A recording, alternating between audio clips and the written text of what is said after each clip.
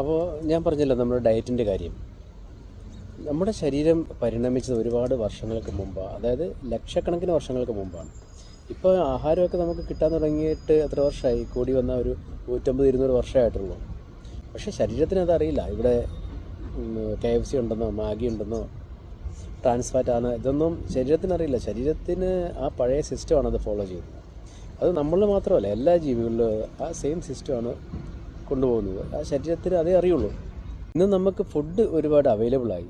അപ്പോൾ എന്താ പറയുന്നത്, ആവശ്യത്തിൽ കൂടുതൽ കാലറി അകത്ത് ചെല്ലുകയാണ്. ഇത് ബേൺ ചെയ്യണം. ഇത് ബേൺ ചെയ്താലേ ശരീരത്തിന് അതിൻ്റേതായ പ്രവർത്തനങ്ങൾ നടത്താൻ സാധിക്കുകയുള്ളൂ. 100fit85 നിങ്ങൾക്ക് പ്രൊവൈഡ് ചെയ്യുന്നത് ഇങ്ങനത്തെ ഒരു സർവീസാണ്. അതായത് fast, move, feast and repeat. നമ്മൾ വ്യായാമം ചെയ്യുമ്പോൾ ഒഴിഞ്ഞ വയറുമായിട്ട് വ്യായാമം ചെയ്യുക. അതിനുശേഷം നന്നായിട്ട് ക്ഷീണിച്ച ശേഷം നല്ലതായിട്ട് ഫുഡ് കഴിക്കുക, വയറ് നിറച്ച് കഴിക്കുക, വീണ്ടും ഇത് റിപ്പീറ്റ് ചെയ്യുക. ഇതാണ് നമ്മുടെ ആൻസെസ്ട്രൽ സൈക്കിൾ. നമ്മുടെ ആ ഒരു ശരീരത്തിൻ്റെ റിതം ഇതാണ്. ശരീരത്തിന് ഇതേ അറിയൂ. ഇങ്ങനെ ചെയ്യാനാണ് അതിനിഷ്ടം.